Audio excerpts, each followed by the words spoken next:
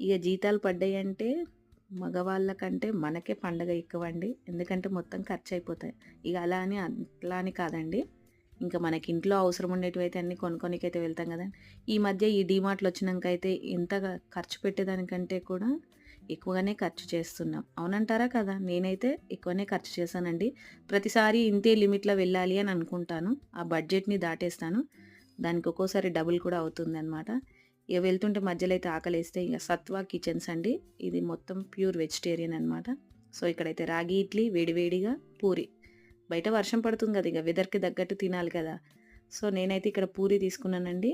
పూరికి మంచి గ్రీన్ చట్నీ ఇచ్చారు. అలాగే ఇంకా వేడివేడిగా గ్రీన్ టీ మా వారి కోసం, నాకైతే టీ తీసుకున్నాను. మా వారు గ్రీన్ టీ తీసుకున్నారనమాట. ఇక మొత్తానికైతే టీ తాగేసాను. నెక్స్ట్ అయితే ఇక డీమార్ట్‌కి ఎంట్రీ ఇచ్చేసాను. ఇంకా మా ఆయన ముందే హెడ్‌లైన్స్ చెప్తున్నారు. చూసి తీసుకో బడ్జెట్‌లో